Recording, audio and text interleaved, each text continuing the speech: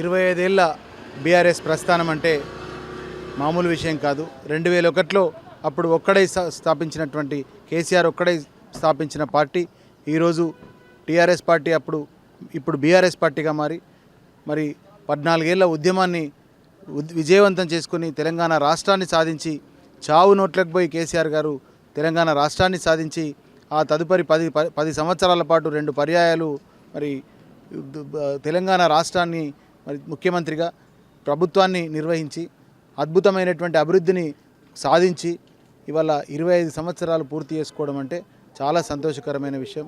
అన్నీ గుర్తుకొస్తున్నాయి.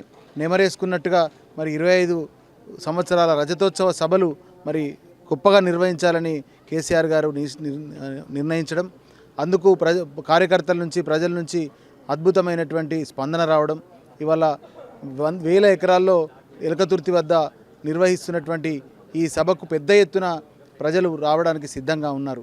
అందులో భాగంగా మరి కూలీ పని చేయడం, తద్వారా వచ్చిన డబ్బులను దారి ఖర్చులకు ఉపయోగించుకోవడం, ఇవన్నీ చేస్తూ ఉన్నాం.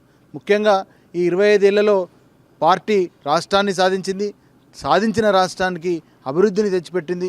సంక్షేమ పథకాల రూపంలో ప్రజలకు ఎంతో మేలైనటువంటి కార్యక్రమాలు నిర్వహించి మరి దురదృష్టవశాత్తు 1.5% ఓట్లతో ప్రభుత్వాన్ని కోల్పోయినప్పటికీ ప్రజా ఉద్యమాలను మాత్రం మర్చిపోలేదు.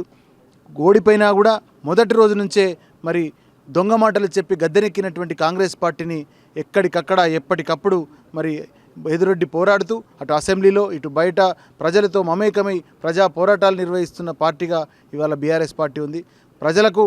ప్రజల కోసం ఎప్పుడు ఈ పార్టీ నిలబడ్డది అనేటువంటి దానికే మరి మనం రాష్ట్రాన్ని సాధించడం, అదేవిధంగా ఇవాళ ప్రజా పోరాటాలు నిర్వహించడం అని నిదర్శనం అని చెప్పొచ్చు. ఏదేమైనా కేసీఆర్ గారు రావాలని, కేసీఆర్ గారు మళ్ళీ రావాలని, బీఆర్ఎస్ పార్టీ మళ్ళీ ప్రభుత్వం సాధించాలని ప్రజలు కోరుకుంటున్న మాట అయితే వాస్తవం.